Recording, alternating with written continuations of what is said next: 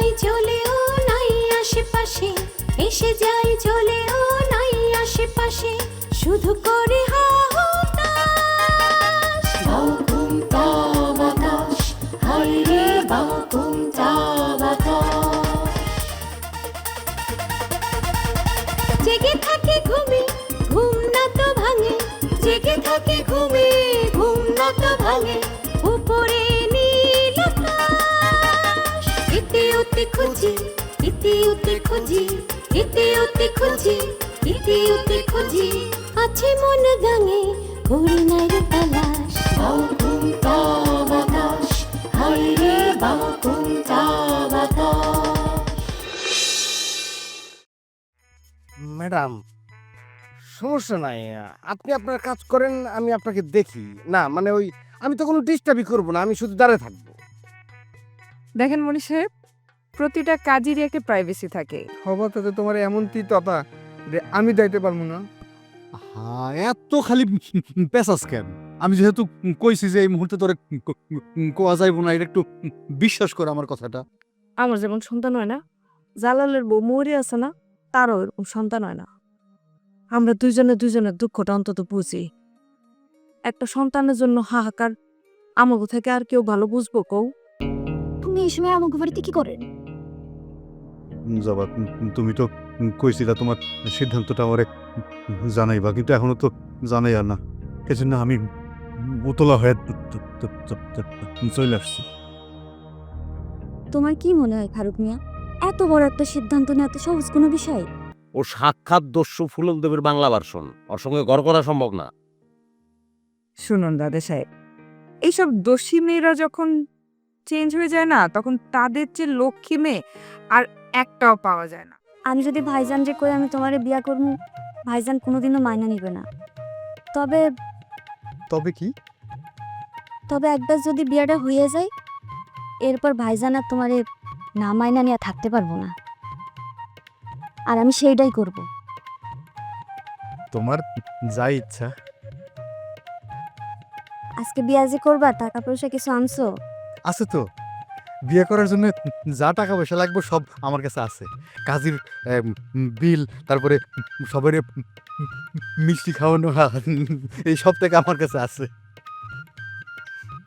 তারপর তারপরের কথা তো জানি না।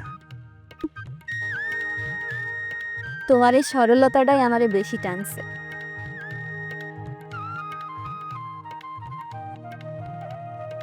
আসো। তুই যদি হাসাই রানীরে বিয়ে করস, তাইলে এটা সিনেমারে হার মানে বড় রাজা। আচ্ছা, তোর যে আমি বারবার কইতেছি যে আমি মইরা গেলে ওরা নিয়ে বিয়ে করতে পারবো না, তোর বিশ্বাস হইতেছে না কথাটা? মুখ গুলচাচা যেভাবে উঠে পড়ে লাগছে, তাতে আমার মনে হইতেছে না তুই এই যাত্রায় রক্ষা পাবি। দেখালাই, যেদিন তেলে আর পানিতে মিশ খাইব, ওই দিন আমি রানীরে বিয়ে করবো, আর আগে না। তেলে আর পানি। আমি জানতাম রাজা তুমি এই সময় আলাদা করে থাকবা, সেজন্য আব্বারের সাথে করে তোমাকে নিয়েছি। কাম সারছে, তার মানে তো কোনো মতলব আছে। রাজা, বাজান সাধু বাবারা কি কইছে তা তো তুমি জানো। রানীরে বিয়া করছো, তুমি আপত্তি করো না। আমার বিশ্বাস রানীরে বিয়া করলে তুমি সুখী হবে। তাছাড়া রাজা ভাই, চাচা সবসার সম্পত্তি তো আপনারা তিন জামাই ভোগ করবেন, রাজকন্যা রাজত্ব সবই তো আপনার হাতের মুঠায় পাবো। চান্দু, তুমি চুপ থাকো, এই সময় এইসব কথা বলা দরকার কি? কি ব্যাপার রাজা, একের চুপ মেরে গেল, কোনো কথা কইতেছো না? চাচা, আসলে এখন যে সময়টা, মানে এখন যে মুহূর্তটা, এই মুহূর্তে আমি বিয়া শাদীর কথা ভাবতাছি না। আরে তুমি এটা কি কইলা? সময় কাজ সময় মতো শেষ করতে হয়। তাছাড়া দেখো রাজা, এই বিয়েটা কিন্তু তোমার আমার ইচ্ছা তো হইতেছে না, সব উপরালার ইচ্ছা তো হইতেছে, উপরালা খেয়াল খুশি মতো হইতেছে। এখন তুমি যদি এই বিয়ে তো অমত করো, তাহলে তো উপরালা তোমার উপর নাকশ হইও। চাচা, রাজা তো নিজের ইচ্ছায় বিয়ে করতে পারবো না, এইখানে তো সাবান চাচারও মত লাগবো। এখন আমি যতটুকু শুনলাম, সাবান চাচা তো বিকে বইছে।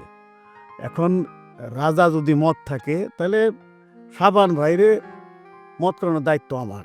উনি মত হইব, আমি জানি উনি রাজি হইব, তো রাজি যদি নাও হয় তাহলে তার দায়িত্ব আমি নিলাম। রাজা, অনেক বড় মুখ করে তোমার কাছে আইস, আমার সম্মানটা তুমি রাখ। দুলা ভাই, এই মুহূর্তে যদি আমি বিয়া লইয়া ভাবতাম তাহলে আমি আপত্তি করতাম না। আমি তো ভাবতাছি না, আসাই বলতাছি আমি ভাবতাছি না। সো এই মুহূর্তে বিয়াটা সম্ভব না। রাজা মানে আমার মেয়ে রানী মাথার একটু গরম, এটা আমি স্বীকার করি। তয় ফিলটা কিন্তু খুবই নরম। তুমি বিরানিকে বিয়ে করো, মানে তোমার সে মানায় চলার চেষ্টা।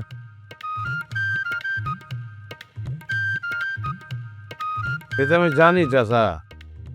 চাচা, ওই আপনার যে কারবার মানে ওই ভেজাল কারবার নিয়ে তো রাজার একটু আপত্তি আছে। ও তো আবার এসব পছন্দ করে না। আব্বা তো ভালো হয়ে গেছে। আর তাছাড়া আব্বার সব ব্যবসা বাণিজ্য তো আমিই করি, আর খারাপ কোনো কিছু করার কোনো সুযোগই নাই। ব্যবসা করতে গেলে তো বাবাজি 900 একটু করাই লাগে। তারপরে যা করছি সব আমার ওলাভানের জন্য করছি, জামাইয়ের জন্য করছি। এখন তারা যদি না চায় তাহলে করুক না। হ, চাচা তো ঠিকই কইতাছে। তারপরেও যদি তোমার কোনো আপত্তি থাকে আমারও কইও, আমি নিজের শুধরাই নেব। ব্যাস, কিন্তু হয়ে গেল, আর কোনো পথেই থাকলো না। দুলা ভাই, আসল কথা হইলো যতই চেষ্টা করেন রানীরে আমি বিয়া করবো না, এটা আমার পক্ষে সম্ভব না।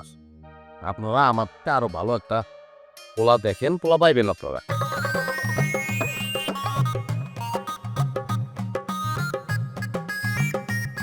আব্বা, কি হলো এটা?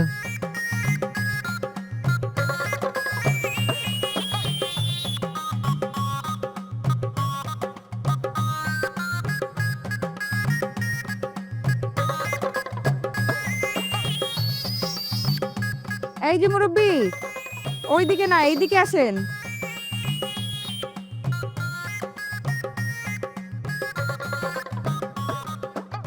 আচ্ছা, সমস্যা কি আপনার?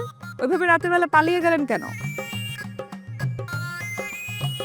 কি ব্যাপার, চুপ করে দাঁড়িয়ে আছেন কেন? কথার উত্তর দেন। মানে আসলে ম্যাডাম, কালকে আপনাদের সাথে কিছু ফালতু লোকজন ছিল তো, তাই চলে আসছি। আর ফালতু লোকজন থেকে যত দূরে থাকা যায় ততই মঙ্গল। ও আচ্ছা আচ্ছা, হ্যাঁ, ওরা তো আসলে অনেক ফালতু, আর আপনি তো খুব ভালো। আচ্ছা, আপনার মনের উদ্দেশ্যটা কি আমাকে একটু বলবেন? সেই দিন আপনাকে নিয়ে বিচার বসাতে হলো, কালকে আপনি আমার বাসায় আড়ি পেতে আমাদের কথা শুনছিলেন। আপনি এগুলো কেন করছেন? হ্যাঁ, আপনার মতলবটা কি? আপা, গতকাল রাতে কি হয়েছিল? আর বলো না, আমি আর রাজা আমার বাসার বারান্দায় বসে কথা বলছিলাম। এই লোক আড়ি পেতে দূর থেকে আমাদের কথা শুনছিল। ভাগ্য ভালো ফারুক ভাই আর কবির ভাই তাকে হাতে নাতে ধরে এবং সে ভয়ে ওই জায়গা থেকে পালিয়ে যায়। সি সি সি সি দবির মিয়া, এসব আমি কি শুনতেছি? তোমার খারাপ স্বভাব কি কোনোদিনও চেঞ্জ হইব না? দেখো জবা, আসলে আমি কি করছি কেন করছি সেটা শুধু আমিই জানি। আমি আসলে ভাঙে চুরা তোমাদেরকে বুঝায় বলতে পারবো না। আর ডাক্তার ম্যাডাম যা কইতাছেন এগুলো ঠিক না। কি এমন কথা যে আপনি কাউকে বলতে পারছেন না? আপনি কি জানেন যে আপনি যা যা করেছেন তার জন্য আমি চাইলে আপনাকে পুলিশে দিতে পারি? জি জানি। তাহলে জেনে শুনে আপনি এরকম কেন করছেন? কি হলো, আপনি আবার চুপ করে আছেন? আমার কথা জবাব দিন। কি জবাব দেবো ম্যাডাম বলেন? আমার আমি আসলে তেমন কিছুই বলতে পারবো না। শুধু আমি একটা কথা আপনাদেরকে বলতে পারি যে আমার দুনিয়া উলটপালট হয়ে যাচ্ছে। আমি আমার ভবিষ্যৎ অন্ধকার দেখতেছি ম্যাডাম। আমার ভালোবাসার মানুষ আমার ছাইরা চলে যাইতেছে।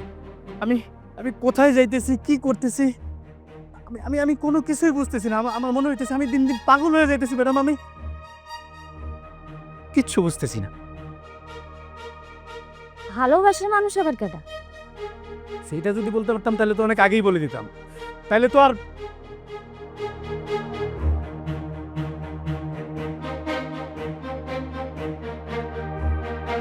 এই ক্যারেক্টারটা আমি আসলে একদমই বুঝলাম না।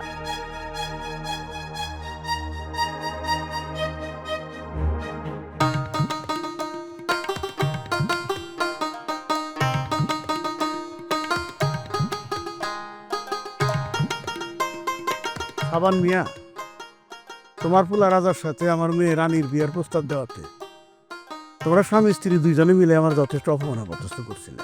আমি সহ্য করছি, তার কারণ আমি কন্যাদায়গ্রস্ত পিতা। আজকে হঠাৎ করে তোমাকে সাথে দেখা হয়ে গেল, আমি জানি তোমরা আবারও আমার অপমান অপদস্থ করবে। শেষবারের মতো অপমান অপদস্থ হয়ে এলাম। যে অপমান পাওয়ার যোগ্য সে শ্রদ্ধা ভালোবাসা কিভাবে পাইব মকবুল ভাই, তুমি কও। সাবান মিয়া, সবাই জানে যে তোমার ছেলে রাজা আমার শত্রু। তারপরেও আমি কেন তোমার পোলারে আমার মেজো জামাই বানাতে চাইতেছি, এই প্রশ্ন তো তোমার করতেই পারো, তাই না? তারপরেও কই। এটাও কইতে পারো যে দেশে কি আর কোনো ছেলে নাই? হ্যাঁ আছে। আমি বাধ্য হয়েছি এই প্রস্তাব দিতে। কি জন্যে? আমার বাড়িতে সুদূর হিমালয় থেকে দুজন সাধু হয়েছিল, তারাই বলে গেছে রাজার কাছে রানীকে বিয়ে দিতে, তাতে দুইজনের মঙ্গল হইব। সেটা চিন্তা করে আমার মেয়ের মঙ্গলের জন্য যা যা করার দরকার আমি তা করতেছি। হ্যাঁ, তোমরা তোমার পোলার জন্য কি মঙ্গলের কোনো চিন্তা ভাবনা করতেছ, কোনো কিছু ভাবতেছ? আচ্ছা ভাইজান, আপনারা কে কইছে যে আমার পোলার মঙ্গলের কথা ভাবতেছি কি না ভাবতেছি? আপনি সেটা কি করে জানছেন? সেটা ভাবলে তো এই বিয়ে নিয়ে আপনারা আপত্তি করতেন না ভাবি। তারপর ধরেন সাধু বাবারা যদি জানতে পারে তাদের কথা আমরা বা আপনারা অগ্রাহ্য করছি, এইটা জানার পরেও যে আপনার পোলার প্রতি বা আমার মেয়ের প্রতি তারা কোনো অনিষ্ট করবো না, সে ব্যাপারে কি আপনারা নিশ্চিত? আরে না রে ভাই, আপত্তি থাকবো কেন? যদি ক্ষমতা নাই থাকতো তাহলে একদিনে কি বান কাইটা তোমার সুস্থ করে দিতে পারতো, কি কও? তাহলে বুঝা দেখো, সেই জন্যেই তো, সেই বিশ্বাসই তো রাজার সাথে আমার রানীর বিয়ার প্রস্তাব নিয়ে আইছি। এখন কথা হইতেছে যে যন্ত্র মায়ের দুনিয়ার বাইর, তুমি অবজ্ঞা করলেও তো আমি অবজ্ঞা করতে পারি না সাবান ভাই। আরে না রে ভাইজান, কথাটা যে আমরা অবজ্ঞা করতেছি এটা কিন্তু ঠিক না। বিশ্বাস মিলাই মুক্তি, তর্কে বহুদ। দেখেন ভাবি, আমাদের চাওয়াটা যেমনি হোক, আমাদের সন্তানটা সুখী হোক, সেটি তো আমরা চাই। এই সন্তানের সুখের জন্যে আমি আমার 2 নম্বরই ব্যবসা বাদ দিছি, ত্যাগ করে দিছি, অহংকার বাদ দিছি। তা আপনারা কি আপনার পোলার জন্য সামান্য অহংকারটুকু বাদ দিতে পারেন না? কি বলো মঙ্গল ভাই, না পারার কি আছে? এই আমরা কি আমাদের ছেলে মেয়েদের কম ভালোবাসি? ভাইজান, আমাদের একটু ভাববার সময় দেন, আমরা খুব তাড়াতাড়ি আমাদের সিদ্ধান্তের কথা জানাই দিতেছি। ঠিক আছে, আমি আপনাকে সিদ্ধান্তের অপেক্ষায় থাকলাম। জি।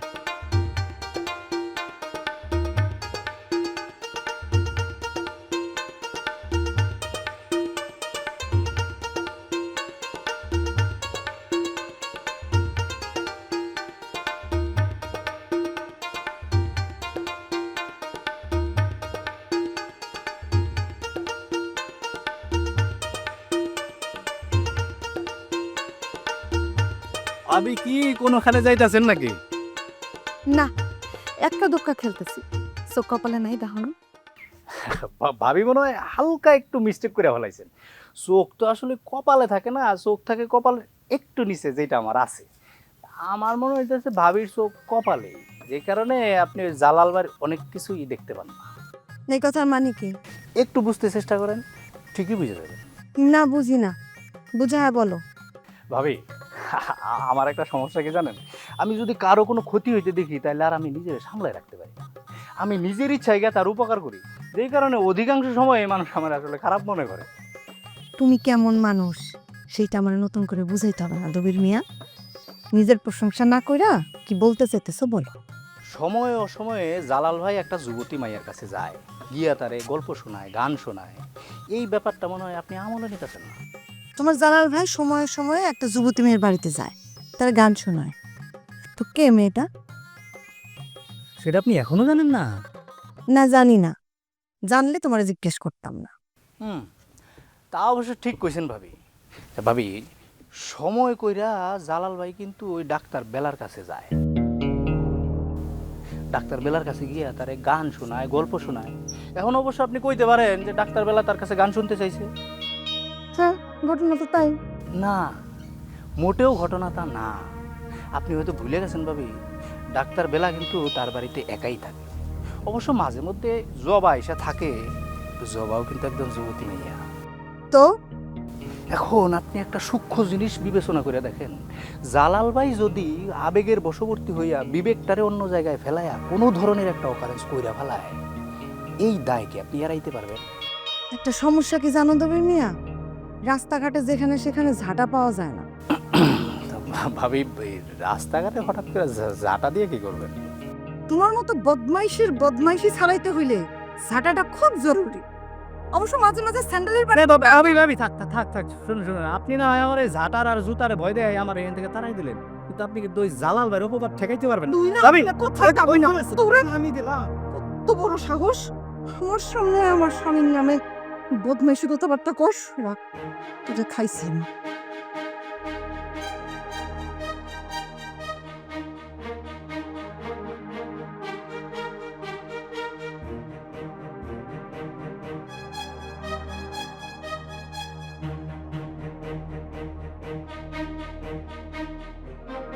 মেলা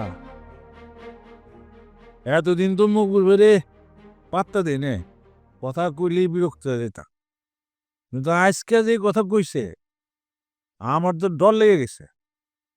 আমারও তো মনের মধ্যে ভয় ধরাই দিছে মোহর বাপ। আরে বাবা, কথা তো সে ঠিকই বলছে, কারণ সাধু বাবারা চাইছে রাজার সাথে রানীর বিবাহ হোক। এখন এই বিবাহ না হইলে রাজার তো ক্ষতি হইব। হ্যাঁ, মানে বাপ পাহিয়া তো পোলার ক্ষতি হইতে দিতে পারি না, তাই না? রানী একটু রাগী, একটু বদমেজাজি, কিন্তু দেখতে শুনতে তো মাশাআল্লাহ সেই রকম। আমার রাজার লোকে মানাইব বেশ। রাগী মায়াদের আবার মন ভালো হয়, আমি কিন্তু তার প্রমাণ। দেখো আমি একটু রাগী, তারপরও আমার মনটা তো সমুদ্রের মতো বিশাল বড়, তাই না? ও, সেটা তুমি ঠিকই বলছো। আমি বলতেছি কি যে মকবুল ভাই যখন এত করে বলতেছে এই বিয়েতে আর না করার দরকার নেই। কিন্তু রাহেলা, আমি ভাবতেছি অন্য কথা। তুমি আবার কি কথা ভাবতেছো? না, ভাবতেছি যে কি, আমরা শুধু রাজি হইলে তো হইব না, রাজার তো মত থাকতে হইব। রাজা তো রানীর নামই শুনতে পারে না, নাম শুনলেই শীতে ওঠে। রাজি হইব না কইলে তো হইব না, জোর কইরা হইলেও রাজারে রাজি করাইতে হইব। আরে বাপ মা হয়ে আমরা তো ছেলের ক্ষতি হিতে দিতে পারি না। রাজার এখন যথেষ্ট বিয়ার বয়স হয়েছে, বিয়া দিলে আমি রানীর সাথেই ওর বিয়া দিব।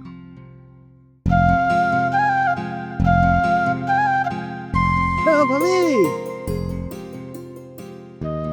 ভাবি কারণ কারণ করা এই পরিমণি কাণ্ডে মার খাওয়ানোর পর আপনাকে ওদিকে আমার আর যাওয়াও হয় না, আপনিও আসেন না, দেখাও হয় না। তা হ্যাঁ, কেমন আছেন ভাবি? কেমন থাকলে আপনি খুশি হন? সি সি সি, এটা কেমন কথা বললেন?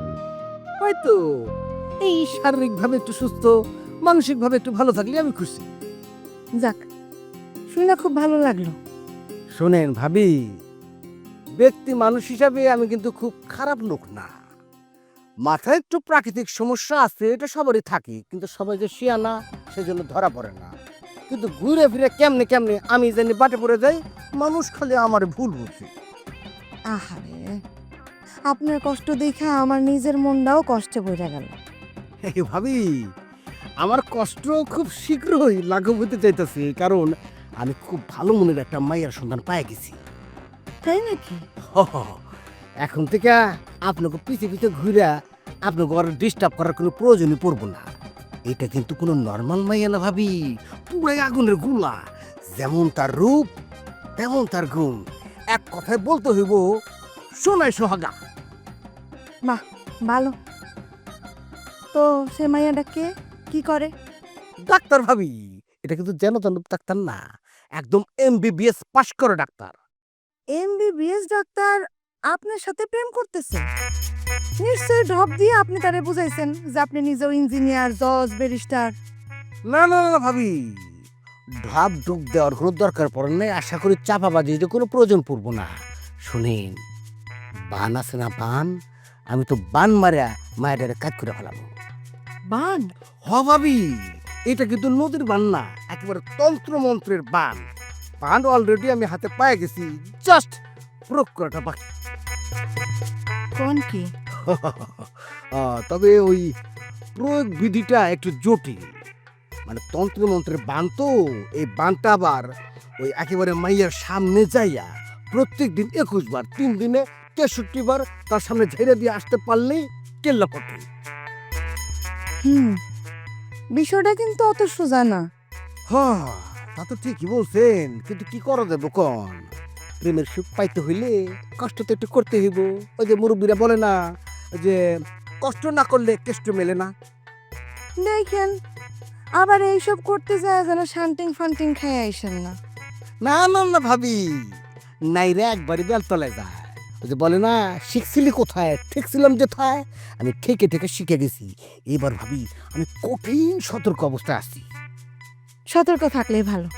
হে ভাবি, একেবারে হৃদয় আত্মা থেকে আপনি কিন্তু আমার জন্য একটু দোয়া করবেন ভাবি। অবশ্যই। তবে একটা বিষয় আমি কিন্তু আগাম জানা রাখতেছি, যদি কোনোভাবে কায়দা কৌশল করে এই মায়াটারে আমি হাত করতে পারি, অল্লাহ আমার বিয়া যদি হয়ে যায়, তাইলে শুধু আপনার না, জালাল ভাইয়ের মাথা করা, পেট করা, মানে বমি যে কোনো ধরনের রোগ নিয়ে আমাদের কাছে আসবে, আমরা আপনাদেরকে পুরোপুরি চিকিৎসা দিয়ে দেবো। আপনি বলছেন, অনেক খুশি হয়েছি, কিন্তু আল্লাহর কাছে দোয়া করি জানি কোনো প্রকার রোগ নিয়ে ডাক্তারের শরণাপন্ন হইতে না হয় আমাদের। ঠিক আছে? এখন তারা আছে যাই। ও যাবেন? আচ্ছা আচ্ছা আচ্ছা, ঠিক আছে।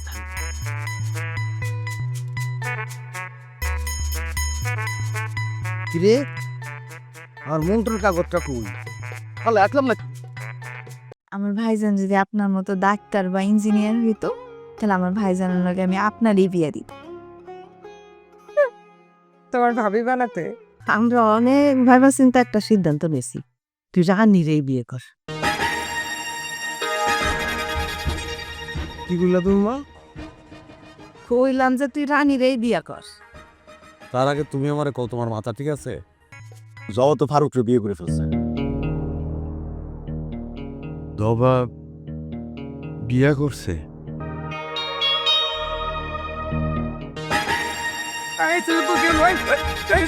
ওর ভিতরে কোনো কুচিন্তা আছে কিনা, মানে ওই কি চিন্তা করতেছে বিয়া শাদী নিয়া, সেটা বাইর করে আনতে হবে। ওর ভিতরের চিন্তাটা আমার জানা জরুরি।